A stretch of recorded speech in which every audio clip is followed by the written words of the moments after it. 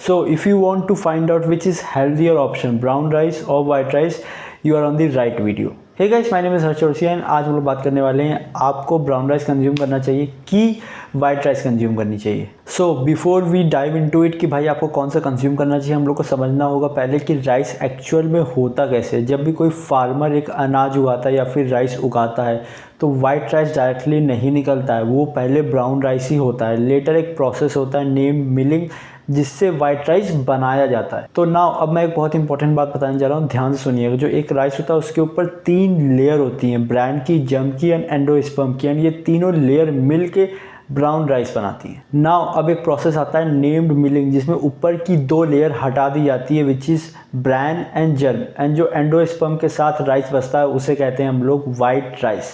So now you know the difference between कि brown rice actual में क्या है एंड वाइट राइस एक्चुअल में क्या है। So now let's talk about what's more healthier option for fat loss or muscle gain. But before we dive into that हम लोग को पहले समझना होगा which is GI glycaemic index. मैंने इसके ऊपर एक ऑलरेडी डिटेल में वीडियो बनाई है, लेकिन उस टॉपिक पे आज बात करना फिर से ज़रूरी है।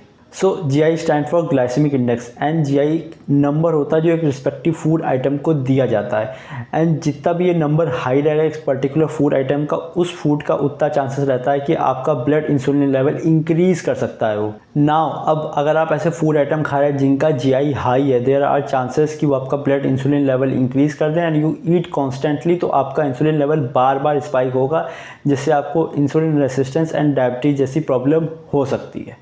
नाउ लेट्स टॉक अबाउट कि brown rice and white rice का एक्चुअल में ग्लाइसेमिक इंडेक्स है कितना। अगर हम लोग white rice, boiled white rice की बात करें तो उसका ग्लाइसेमिक इंडेक्स 66 है। एट द सेम टाइम हम लोग ब्राउन राइस की बात करें तो उसका ग्लाइसेमिक इंडेक्स नियर अराउंड 40 आता है। सो ब्राउन राइस का ग्लाइसेमिक इंडेक्स एक मिड रेंज पे, at the same time white rice का एक अपर रेंज पे है। नाउ अब जब हम कंपैरिजन कर ही रहे हैं तो उनके न्यूट्रिशन इन्फॉर्मेशन की भी कंपैरिजन कर ही लेते हैं। तो आप अपनी स्क्रीन पे देख पा रहे हैं दोनों के nutrition information, this sides brown rice and this sides white rice. तो ज़्यादा कुछ न्यूट्रिशन इन्फॉर्मेशन में डिफरेंस नहीं है, बस कुछ ग्राम्स के फाइबर्स एंड ऑल का डिफरेंस है, दैट्स इट। सी यहाँ पे ग्लाइसेमिक इंडेक्स का एक ब्रीफ देना बहुत ज़्यादा इंपॉर्टेंट हो जाता है, बिकॉज उसके बिना आप समझ नहीं पाओगे कि आपको एक्चुअल में कंज्यूम क्या करना चाहिए। So now let's finally talk about कि कौन सी राइस खानी चाहिए। सी अगर हम लोग वाइट राइस की बात करें तो एक हायर एंड पे उसका ग्लाइसेमिक इंडेक्स है, लेकिन क्या आप ये बताओ कि आप क्या वाइट राइस सिर्फ अकेले खाते हो? नहीं, एक मील बना के खाते हो, right. It can be your dal rice, it can be your सब्जी राइस और एनीथिंग एल्स। तो आप सिर्फ राइस नहीं खाते हो। जब आप एक मील बना खाते हो तो जो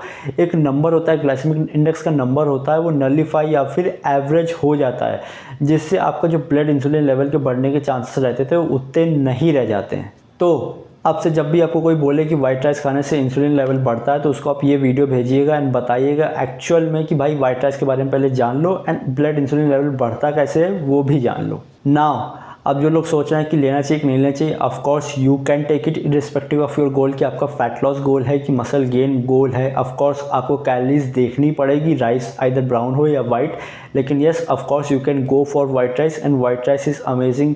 मैं वाइट राइस प्रीफर करता हूँ, मैं अपने क्लाइंट्स को भी वाइट राइस ही प्रीफर करता हूँ, बिकॉज वो जल्दी कुक हो जाते हैं ओवर ब्राउन राइस एंड वो टेस्ट में ज़्यादा बेटर होते हैं ओवर ब्राउन राइस।